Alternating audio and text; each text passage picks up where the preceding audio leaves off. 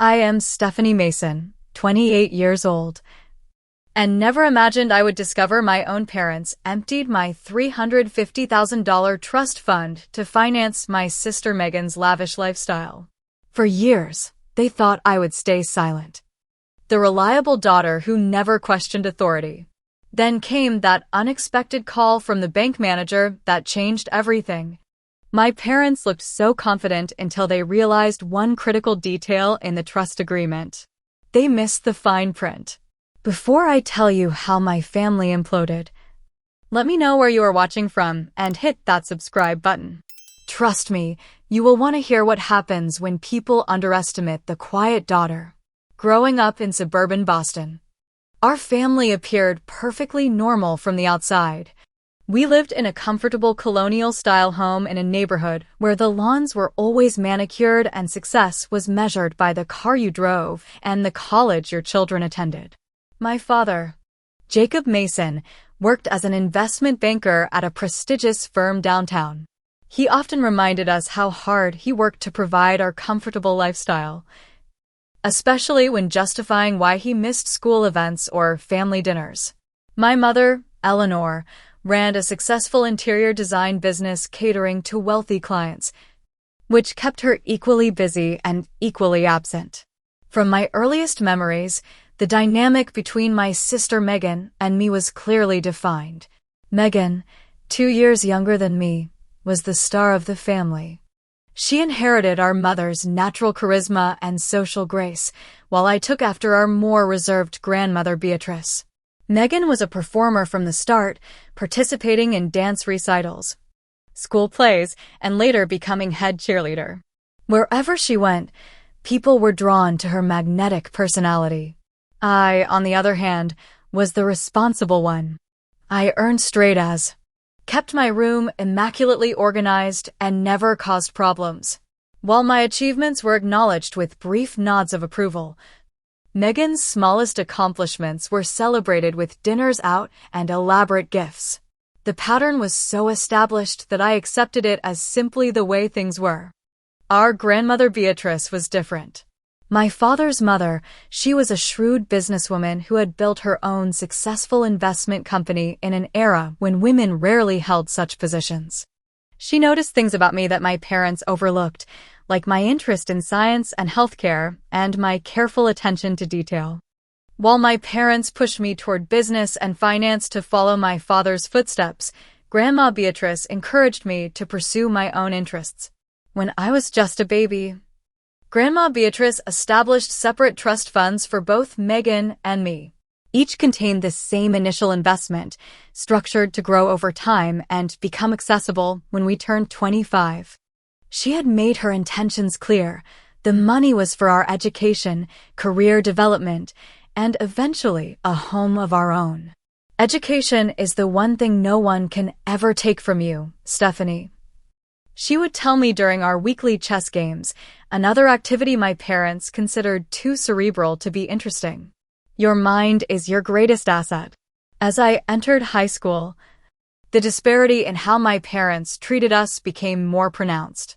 When Megan wanted horseback riding lessons at an exclusive equestrian center, my parents immediately agreed, spending thousands each month. When I asked for a science camp that cost a fraction of that amount, my mother sighed and said, "Do you really need that? Your school science program is adequate." My junior year, I won a prestigious science competition with a project on cellular regeneration. My father glanced at the certificate and said, "That's nice, but you should focus on AP economics if you want to get into a good business program." The same week, Megan placed third in a local singing competition, and my parents took the entire family out to celebrate at an expensive restaurant, presenting her with a new laptop to record her music. Grandma Beatrice witnessed many of these inequities during her visits.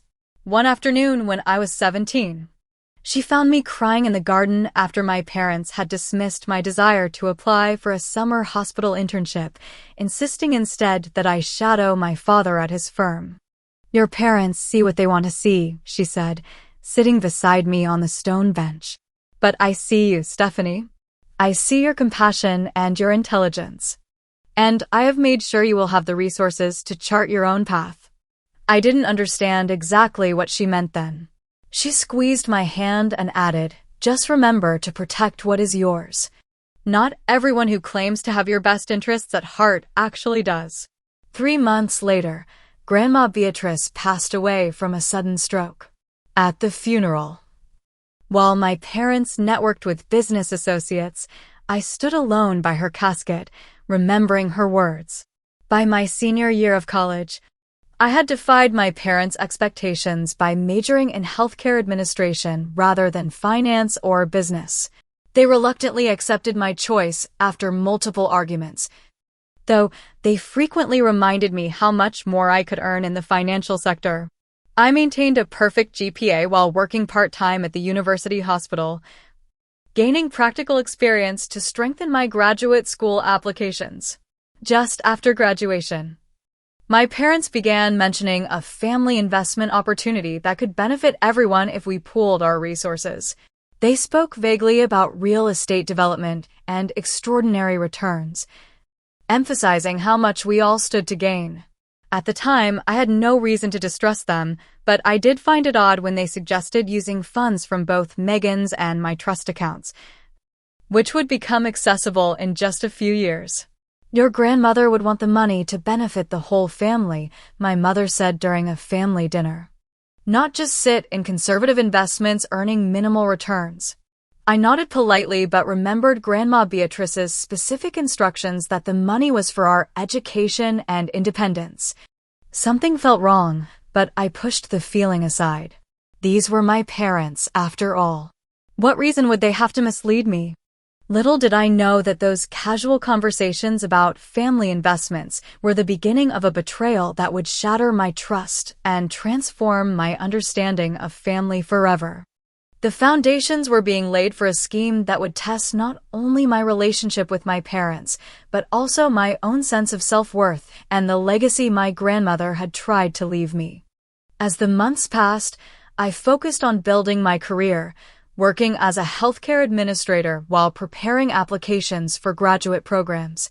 Meanwhile, my sister Megan had begun a job at a public relations firm, though she frequently called in sick and seemed more interested in her active social life than building a career. I noticed my parents never pushed her to show more professional dedication the way they had always pushed me. Looking back, I can see the warning signs that something was wrong. The way my mother would change the subject whenever I mentioned my trust fund. My father's sudden interest in reviewing my financial paperwork to make sure everything is in order. The family financial advisor who began calling me with increasing frequency, suggesting I sign updated documents for administrative purposes. I was busy with my career and naive about the lengths some people will go to when money is involved, even within a family. In my trusting mind, I could never have imagined what they were planning. The first real indication that something was seriously wrong came on a rainy Sunday afternoon. I was organizing my financial documents for tax season when I noticed a discrepancy in the quarterly statement from my trust fund. The balance seemed significantly lower than I expected based on previous statements. Initially, I assumed it was a clerical error, but something prompted me to dig deeper. I spent hours that evening researching the terms of trust funds online, learning about fiduciary responsibility and unauthorized withdrawals. The more I read, the more uneasy I became. According to everything I could find, no withdrawals should have been possible without my explicit consent as the beneficiary, especially once I had turned 25. The next morning, I called the bank where the trust was held, only to be told they could not discuss the account details with me over the phone due to updated authorization protocols. The customer service representative suggested I visit my local branch in person, which only increased my anxiety. What updated protocols could possibly prevent me from accessing information about my own trust fund? Before I could schedule a bank visit, I received a text message from my sister Megan that made my stomach drop. It was a photo of her posing next to a brand new BMW convertible with the caption, "New Car Day." Dreams do come true. The car had to cost at least $60,000, far beyond what Megan could afford on her entry-level PR salary, especially given her frequent shopping sprees and lavish weekend trips that already filled her social media feeds. That same week, my parents announced they were taking a 3-week vacation to the Maldives, staying in one of those luxury overwater bungalows that cost thousands per night. My father mentioned casually that they deserved to enjoy the fruits of their smart investments, while my mother spent hours showing me photos of the exclusive resort. The pieces were starting to come together in a picture I did not want to see. Still, I needed confirmation before making accusations. I waited until Sunday dinner, our long-standing family tradition, to broach the subject. We were seated around the dining room table, my mother serving her signature roast beef, when I carefully asked about the trust fund. I noticed some discrepancies in my last statement, I said, trying to keep my voice casual. Has there been a change in how the trust is managed? My father and mother exchanged a quick glance before my father cleared his throat. We have reallocated some of the funds for family benefit, he said with an air of authority that had always ended discussions in our household. Nothing for you to worry about. Reallocated. I repeated. What does that mean exactly? My mother sighed dramatically, setting down her fork. Stephanie, you always misunderstand financial matters. Your father and I made some necessary adjustments to maximize returns through a family investment strategy. What family investment? I pressed, my heart racing. And why wasn't I consulted? That trust was established by Grandma Beatrice for my education and future. My father's expression hardened. Your grandmother left that money for the family to manage until you were mature enough to handle it. We are still managing it, just in a more aggressive growth strategy that benefits everyone. Including Megan's new BMW? I asked, looking directly at my sister, who suddenly became very interested in her mashed potatoes, avoiding eye contact. Your sister needed reliable transportation for her career, my mother said dismissively. The car is an investment in her professional image. And your Maldives vacation? Is that an investment too? My voice was rising despite my efforts to stay calm. My father slammed his hand on the table, making the silverware jump. That is enough, Stephanie. We have always made financial decisions for this family, and we will continue to do so. Your grandmother's money is being put to good use instead of sitting idle. This discussion is over. But it wasn't over. Not for me. After dinner, I retreated to my childhood bedroom where I still kept some personal documents in a locked box. There, I found the original trust documentation Grandma Beatrice had given me before she died. Reading through it confirmed my fears. My parents had no legal right to withdraw funds without my explicit consent after my 25th birthday. Later that week, I managed to gain access to some of the withdrawal documents through a determined visit to the bank. What I saw made me physically ill. There were my signature on multiple withdrawal authorizations, except they weren't my signatures at all. Someone had forged my name, attempting to mimic my handwriting but missing subtle details only I would notice, like the way I loop my S or cross my T. That night, alone in my apartment, the full weight of the betrayal crashed down on me. My own parents had stolen from me, forged my signature, and lied to my face when confronted. And my sister, whether knowingly or not, was enjoying the fruits of their theft. I sobbed until my throat was raw and my eyes swollen, feeling more alone than I ever had before. The family I thought I could trust implicitly had violated that trust in the most fundamental way. As I stared at the forged documents spread across my coffee table, I remembered my grandmother's words, "Protect what is yours." She had known, somehow. Had she seen something in my parents that my loving, trusting heart had missed? The thought only made me cry harder, mourning not just the lost money but the shattering of my family's image. By morning, grief had hardened into resolve. This was not just about money. This was about respect, integrity, and standing up for myself in a way I had never done before with my family. Whatever came next would forever change our relationship. But I knew I could not let this deception stand. For my own self-respect and for the grandmother who had believed in me, I had to fight back. The following weeks became an exercise in isolation and escalating tension. As I began to cautiously reach out to extended family members, I was met with resistance and uncomfortable silences. My mother's brother, Uncle Frank, was sympathetic but ultimately unhelpful. "Listen, Stephanie," he said during our phone call, his voice lowered as if others might be listening. "I understand you're upset, but your parents have always done what they wanted. Even when we were kids, Jacob would take what he wanted and face no consequences. My advice? Find a way to make peace with this. Fighting them will only bring you more pain." His words were discouraging but revealing. This wasn't a momentary lapse in judgment by my parents. It was consistent with a lifetime pattern of entitlement I had somehow never fully recognized. As I pursued answers, my financial situation grew increasingly precarious. I had been saving for graduate school, planning to enroll in a prestigious healthcare administration program that fall. Without access to my trust fund, those plans now seemed impossible. I took on extra shifts at the hospital, working nights and weekends to build my savings, coming home exhausted only to face more distressing revelations about my parents' actions. Meanwhile, my parents escalated their campaign of gaslighting and manipulation. When I tried to discuss the trust fund again, my mother looked at me with exaggerated concern. "I'm worried about you, Stephanie," she said, reaching for my hand across her immaculate kitchen counter. "These financial fixations aren't healthy. Perhaps you should talk to someone professional about these anxieties." I later learned she had told several family friends that I was becoming mentally unstable over small financial adjustments the family had made. The narrative they created painted me as an ungrateful, financially naive daughter who misunderstood normal family financial management. My father took a different approach, using cold authority and intimidation.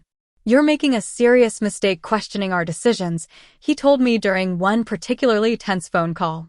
"We've always had your best interests at heart. This path you're on will only lead to embarrassment for you and the family." The final straw came when my sister Megan announced her engagement and plans for a destination wedding in Santorini, Greece. The estimated cost for just the venue and accommodations was well over $100,000. Not counting the designer wedding dress she had already purchased or the extravagant 5-carat diamond ring her fiancé had somehow afforded despite his modest job as a marketing associate. I knew immediately where the money was coming from. My parents had promised Megan her dream wedding and were financing it with my stolen future. When the embossed invitation arrived at my apartment, I couldn't even bring myself to open it. That week, I began apartment hunting with my friend Zoe, a nurse I had met at the hospital. My current lease was ending, and with my finances in disarray, I needed something more affordable. "I don't understand," Zoe said as we viewed yet another depressing studio apartment with water stains on the ceiling. "Didn't you mention having a trust fund for exactly this kind of thing? Why are you looking at places like this?" I finally broke down and told her everything. Zoe listened without interruption, her expression growing increasingly outraged. "That's not just morally wrong, Steph," she said when I finished. "That sounds illegal. Like, actually criminal." Her words struck me.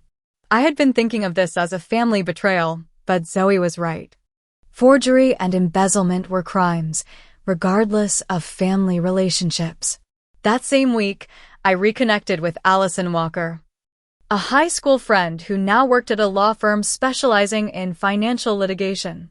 Over coffee, I hesitantly shared my situation, still feeling disloyal despite everything my parents had done. "Stephanie," Allison said firmly after hearing my story, "what they've done is textbook financial abuse and fraud. And the fact that they're your parents makes it worse, not better. They exploited your trust and their position of authority." She offered to connect me with a colleague who specialized in trust law, but I was still hesitant to take legal action against my own family. I needed time to process the implications and gather more information. My parents sensed my growing resolve and attempted to regain control. They invited me to dinner at their country club, a place they knew I'd be unlikely to make a scene. When I arrived, I discovered they had also invited Gerard Hoffman, their longtime financial advisor, creating an ambush situation. Over appetizers, my father slid a folder of documents across the table. "We've prepared these papers to resolve any confusion," he said smoothly. "Once you sign these, releasing any claims against the family accounts, we can put this unfortunate misunderstanding behind us." Gerard nodded encouragingly. "It's really the best solution for everyone, Stephanie. Family disputes over money can get very ugly, very public." The threat was thinly veiled. They expected me to cave under pressure, to choose peace over justice as I had done my entire life. Looking at their expectant faces, I realized they didn't know me at all. They saw only the compliant daughter they had created, not the woman my grandmother had believed I could be. I stood up, leaving the documents untouched. "I won't be signing anything, and I suggest you prepare for what comes next." As I walked out of the restaurant, my phone buzzed with text messages from my father, alternating between pleas to be reasonable and thinly veiled threats about the consequences of challenging them. I blocked his number that night, a small act of defiance that felt monumentally empowering. 2 days later, I received a call that would change everything. The display showed Boston First National Bank, and I almost ignored it, assuming it was another collection notice for a credit card my father had apparently opened in my name, yet another discovery in this unfolding nightmare. Something made me answer, and I heard an unfamiliar woman's voice. "Ms. Mason? This is Diana Patterson, Senior Trust Manager at Boston First National. I need to speak with you urgently regarding irregular activity on your grandmother's trust account. Could you come to our main branch tomorrow morning?" Her tone conveyed a seriousness that sent a chill through me. "What kind of irregular activity?" I asked. "I would prefer to discuss it in person," she replied. "But please bring any documentation you have regarding the trust." "And Ms. Mason? I recommend not discussing this meeting with family members until we've spoken." The next morning, I arrived at the imposing bank building downtown, clutching a folder containing the original trust documents and the forged withdrawal slips I had managed to obtain. Diana Patterson was a poised woman in her 50s with sharp eyes and a no-nonsense manner. She ushered me into a private conference room where another man in a suit was waiting. "This is Michael Brennan from our Security and Compliance Department," she explained. "What I'm about to share with you has triggered several internal protocols." Diana opened a thick folder and pushed it toward me. "Your grandmother, Beatrice Mason, established this trust with some very specific protections that were, shall we say, unusual at the time but now appear remarkably prescient." She pointed to a clause I had never seen before.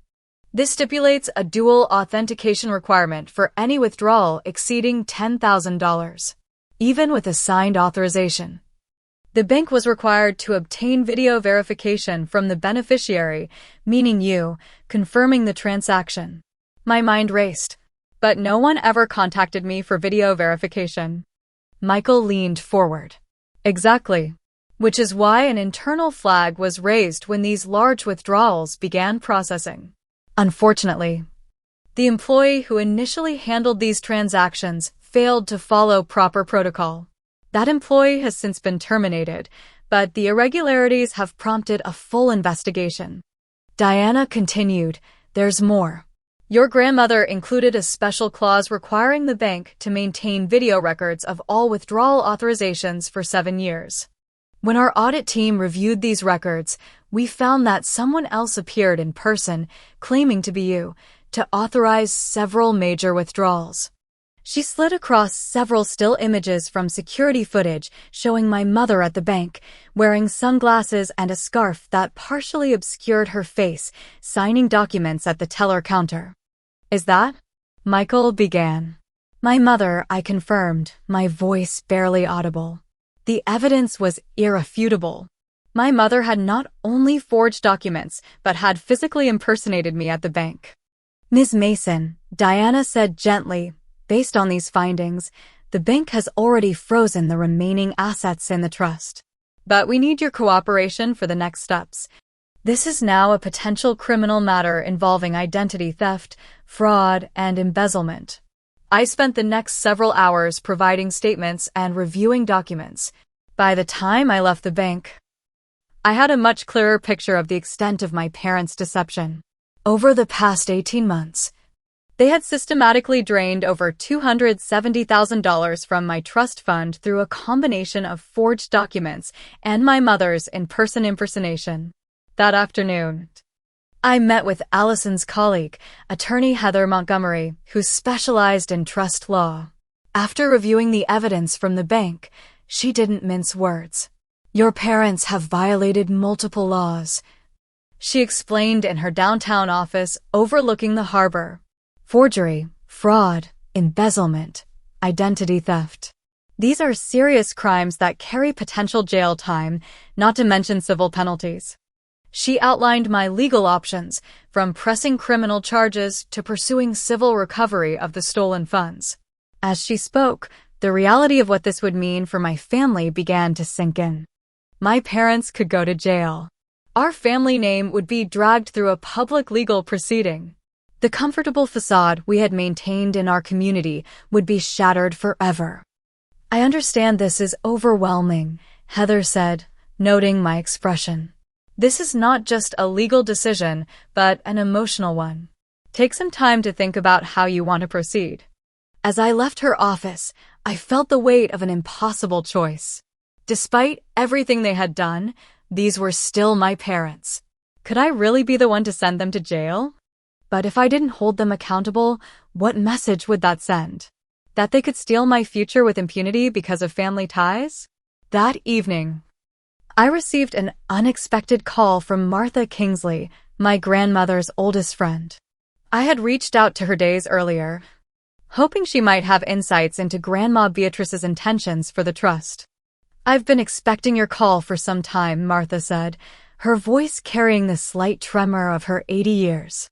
Beatrice suspected something like this might happen. She did. I asked, surprised. Your grandmother was no fool, Stephanie. She saw how your parents operated. How they always felt entitled to more than they had. She watched how they treated you compared to your sister. She worried they would try to control your inheritance or divert it if they could. Martha revealed that my grandmother had shared her concerns in the years before her death. She added those special authentication requirements to your trust specifically because she didn't trust your parents to respect her wishes. She told me, Jacob and Eleanor see money as power, and they won't easily let Stephanie have power they could keep for themselves. Martha also mentioned a safety deposit box my grandmother had maintained at another bank, one my parents knew nothing about. Beatrice left a key with me, to give to you if ever the need arose. I believe that time has come. The next day, Martha accompanied me to access the safety deposit box. Inside was a sealed envelope addressed to me in my grandmother's elegant handwriting, along with additional trust documentation and a small jewelry box containing her prized sapphire ring, which I had always admired as a child. The letter, dated just weeks before her death, confirmed everything Martha had told me.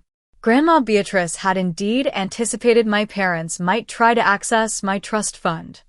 She had established the additional security measures specifically to protect me, and she urged me to stand firm if the situation ever arose.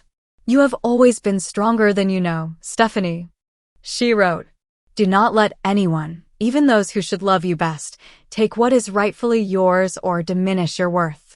Sometimes the hardest battles we fight are against those closest to us, but those are the battles that define who we truly are. Reading her words, written years earlier yet so perfectly applicable to my current situation, I felt a surge of resolve. My grandmother had seen this coming and had done everything in her power to protect me, even from beyond the grave. I owed it to her and to myself to follow through. with the additional documentation from the safety deposit box, which included specific instructions about the trust's purpose and restrictions. I now had everything I needed to confront my parents with the full force of truth behind me. I spent the next week preparing for the confrontation with my parents. Attorney Heather Montgomery helped me organize all the evidence and advised me on the best approach. We decided that meeting at my parents' home would provide a psychological advantage, as they would feel secure in their own territory and might be more likely to reveal information. I arranged the meeting for Saturday afternoon, telling my parents I wanted to resolve our differences and move forward as a family. They readily agreed, likely believing I was finally capitulating to their pressure. I asked that my sister Megan be present as well, citing the need for family unity. In reality, I wanted her to witness the truth firsthand rather than hearing my parents' sanitized version later. When I arrived at the colonial-style house where I had grown up, I immediately noticed signs of their recent spending. A new luxury SUV sat in the driveway beside my father's recently acquired sports car. The front landscaping had been completely redone, with expensive stone work and professional lighting that must have cost tens of thousands. My mother greeted me with a practiced smile, wearing a designer outfit I hadn't seen before and diamond earrings that caught the light as she moved. "Stephanie, darling, come in. We're so glad you've decided to be reasonable." The living room had been redecorated since my last visit, with new furniture and artwork that spoke of significant expenditure. My father stood by the fireplace, tumbler of scotch in hand, exuding the confidence of a man who believed he had already won. Megan sat uncomfortably on the edge of the sofa, fidgeting with an ornate bracelet. I recognized it as a Cartier piece that cost more than 6 months of my salary. Seeing my gaze, she quickly covered it with her sleeve, a flicker of shame crossing her face. "Can I get you something to drink?" my mother asked, already moving toward the bar cart. "We have that Pinot Noir you like." "No thank you," I replied, remaining standing. "I prefer to keep a clear head for this conversation." My father chuckled. "Always so serious, Stephanie. Your mother and I are pleased you've reconsidered your position. We have the papers ready for you to sign, and then we can put this unfortunate situation behind us." My mother beamed at him before turning to me. "Family is everything, darling. These financial squabbles aren't worth damaging our relationship. Once you sign the release forms, we can all move forward together." They were so confident, so certain of their control over me that they didn't even try to hide their expensive new possessions or their condescending attitude. I almost felt sorry for them, knowing what was coming. "Before we discuss any paperwork, I have something to share with all of you," I said, opening my briefcase and removing a folder. "I recently had a very interesting meeting at Boston First National Bank." My father's smile faltered slightly. "Oh, what about?" "It seems Grandma Beatrice was quite thorough when she established my trust fund. She included some special provisions I wasn't aware of until recently. Provisions designed specifically to prevent unauthorized access." I began laying out documents on the coffee table, one by one. The bank security photos of my mother impersonating me. The forged withdrawal authorizations with signature comparisons. The trust clauses requiring video verification. Grandma Beatrice's letter from the safety deposit box. As each piece of evidence appeared, the atmosphere in the room transformed. My father's confident pose stiffened, his knuckles whitening around his scotch glass. My mother's smile froze, then crumbled entirely as she saw the security photos of herself at the bank. "This is absurd," my father attempted, but his voice lacked conviction. "These documents are. They must be forgeries themselves. The bank's investigation says otherwise," I replied calmly, "as does the district attorney's office, which has been provided with copies of everything you see here." At the mention of the district attorney, my mother collapsed into an armchair, her face ashen. "Stephanie, you misunderstand. We were only trying to manage the money properly, for your benefit eventually. We never intended to get caught." I finished for her. The bank has already frozen what remains of the trust. But according to their records, you've withdrawn over $270,000 through fraud and identity theft. My sister Megan gasped, her hand flying to her mouth. 270,000? Dad, you told me it was just a small portion of Stephanie's trust that you were borrowing temporarily. My father shot her a warning glance, but it was too late. Her words confirmed she had at least some knowledge of their scheme, though perhaps not its full extent. Let's be reasonable, my father said, shifting to negotiation mode. We can work something out within the family. There's no need for banks or attorneys or, God forbid, district attorneys to be involved. We can replace the funds over time. Like you've been borrowing from my trust fund? I asked. Tell me, how much of Megan's trust remains untouched? Megan looked up sharply at this, her eyes darting between our parents. What do you mean? My trust should be intact, right? The momentary flash of guilt on my father's face told me everything. They had been systematically draining both trusts, likely starting with mine as the responsible daughter who wouldn't question them, then moving to Megan's when mine was depleted. Before my father could formulate a response, my phone rang. It was Heather Montgomery, right on schedule. I put the call on speaker. Stephanie, I'm following up on our discussion with the banking authorities, Heather said clearly. They've confirmed that criminal charges for fraud, forgery, and identity theft are being prepared.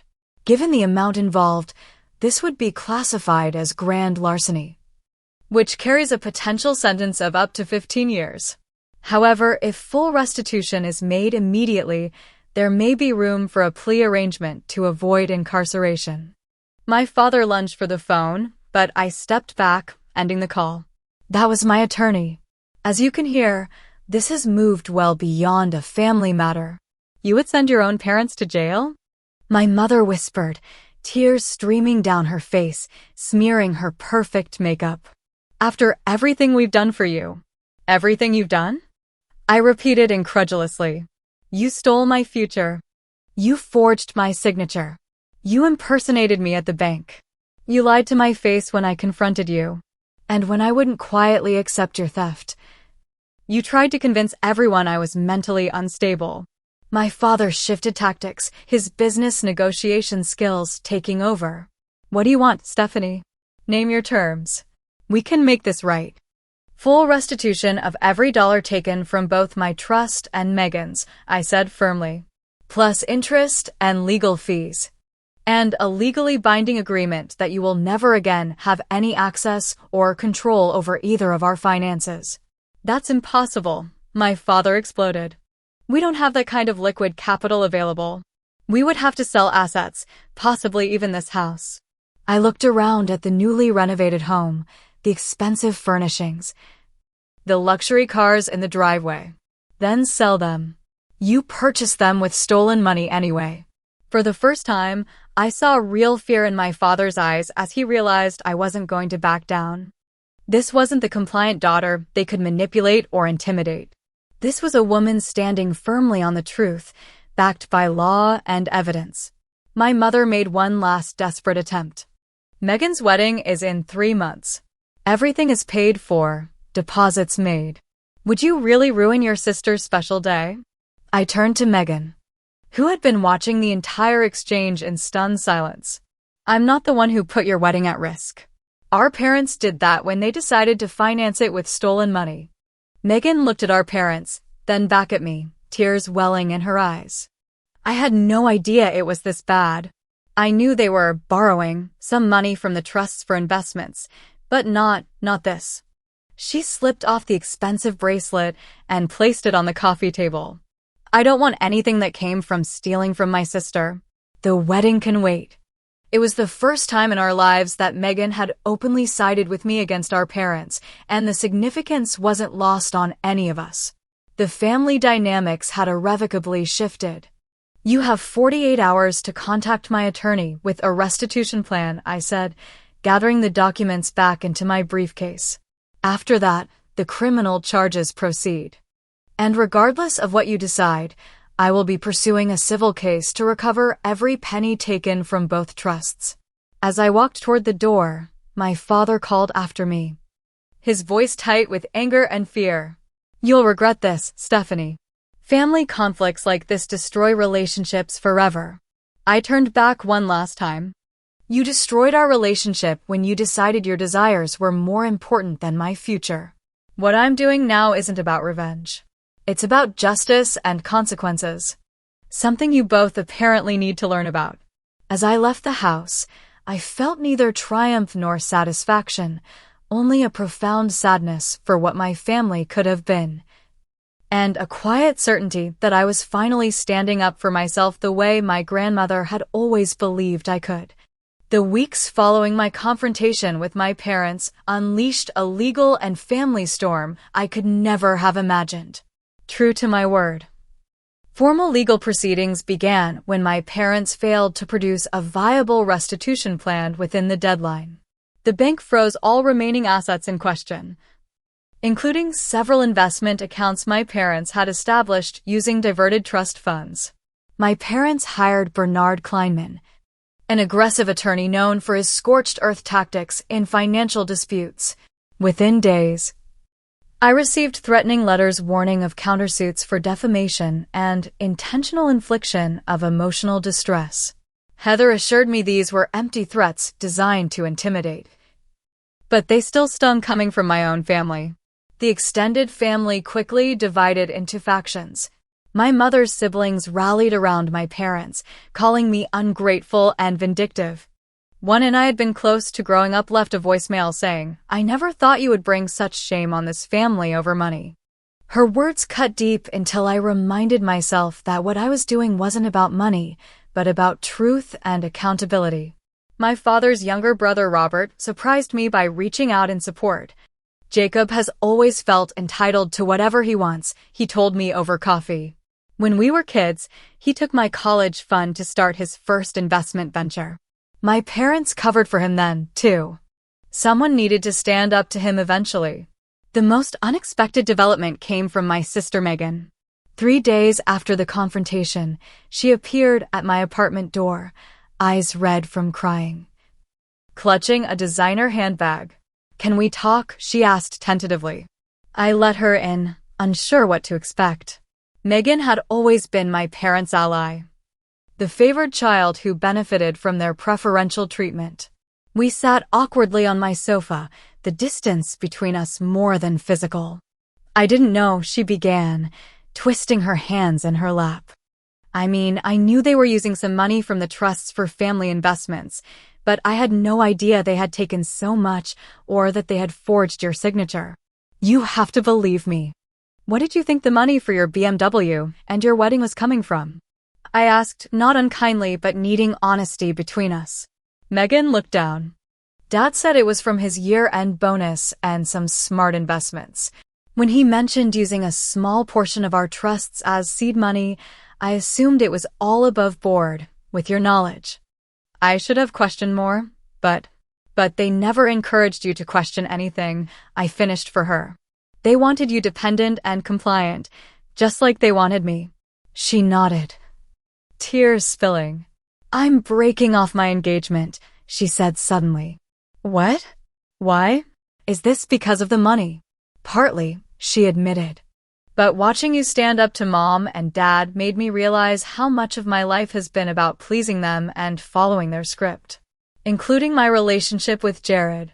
He's just like Dad, controlling everything, making decisions for me while pretending it's for my own good. I don't want to repeat their patterns."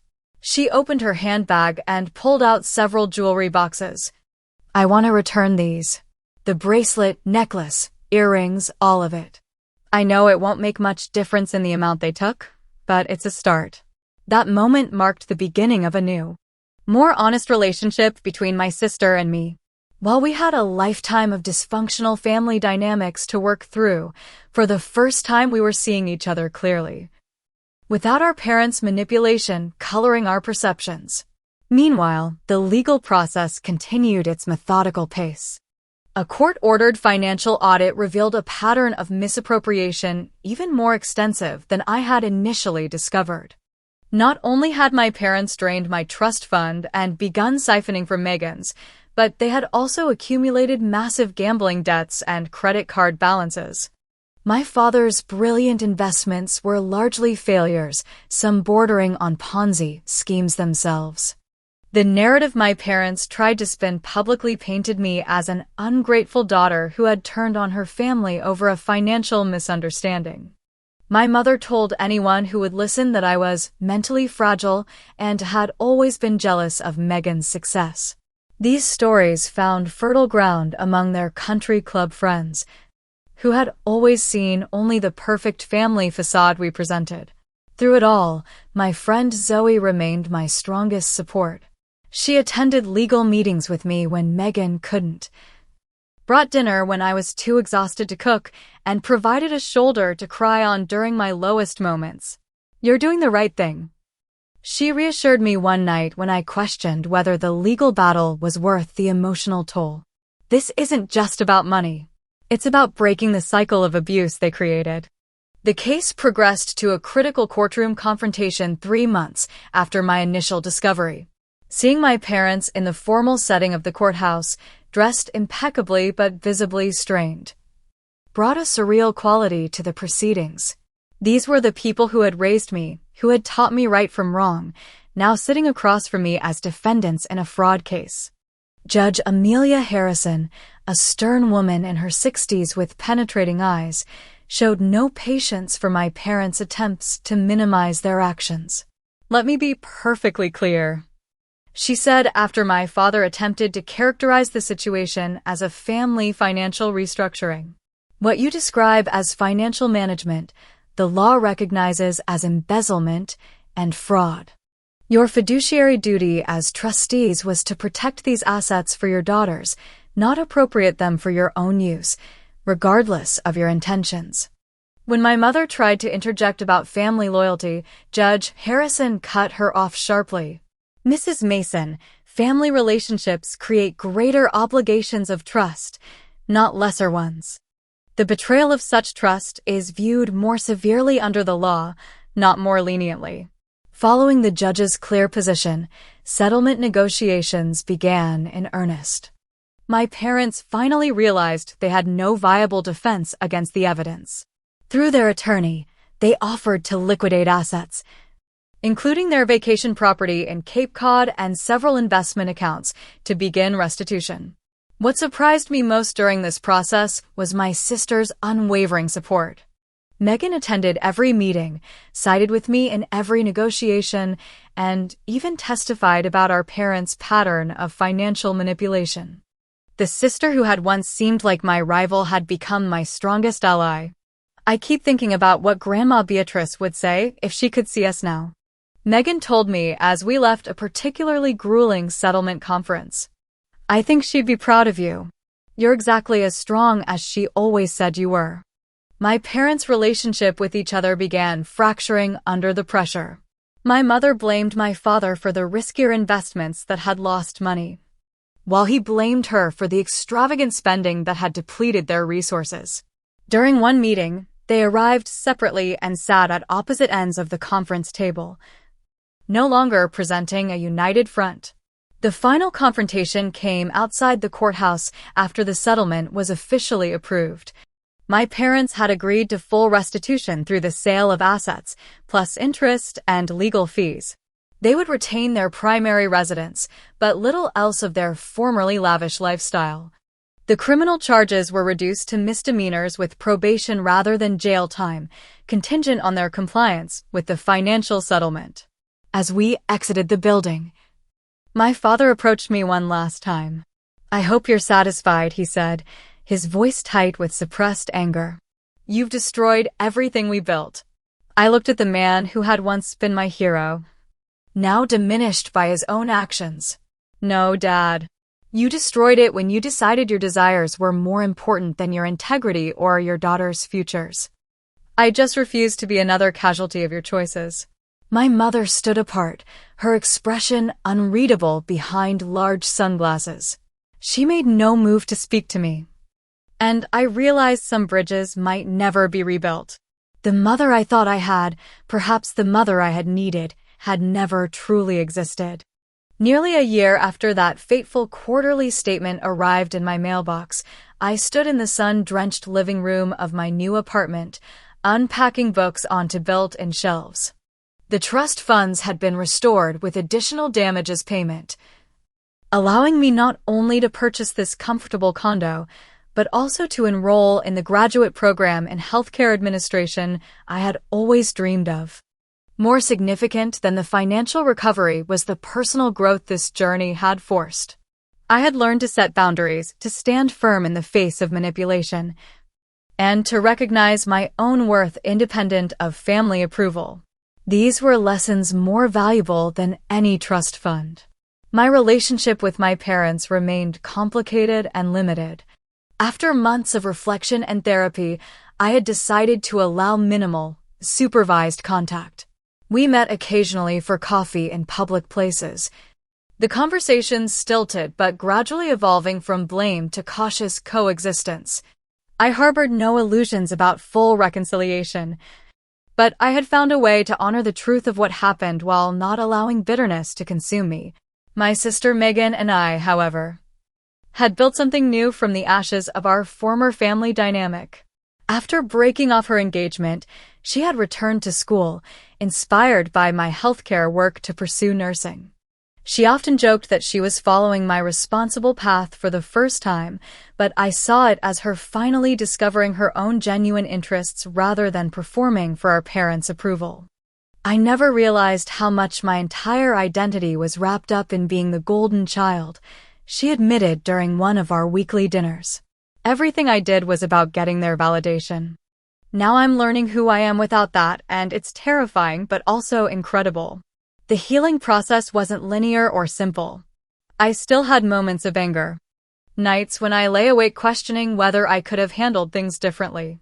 Therapy helped, as did the support group for family financial abuse I had joined. Hearing others' stories reminded me that what happened wasn't my fault and that standing up for myself wasn't an act of betrayal, but of self-preservation. An unexpected friendship had developed between me and Diana Patterson, the bank manager whose call had set the final revelation in motion.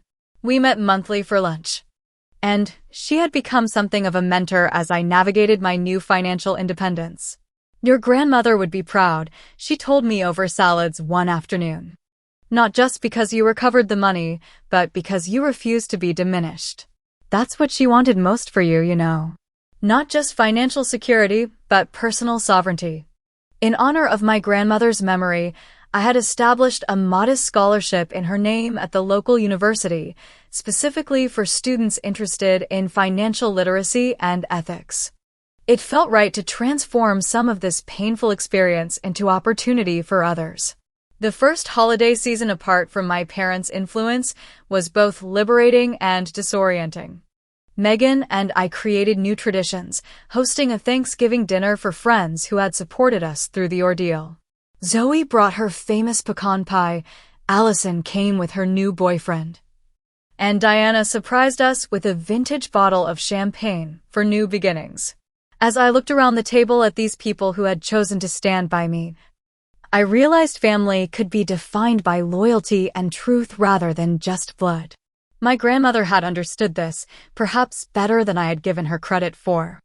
Her foresight in creating those trust protections wasn't just about preserving money, but about ensuring I would have the resources to build my own life on my own terms. One crisp autumn afternoon, I visited my grandmother's grave, bringing her favorite yellow roses. I sat beside the headstone and told her everything that had happened, imagining her listening with those shrewd, kind eyes that had always seen me so clearly. "You knew, didn't you?" I said to the quiet stone. "You saw what they were capable of long before I could. And you did everything possible to protect me. Not just financially, but by believing I would eventually find the strength to stand up for myself." I placed my hand on the cool marble, feeling a connection to her wisdom that transcended death. "I get it now. The most valuable inheritance you left me wasn't the money. It was the example of your strength and the faith you had in mine." The following week, I received an email from a young woman named Cassandra who had attended one of my guest lectures at the university about financial literacy for young adults.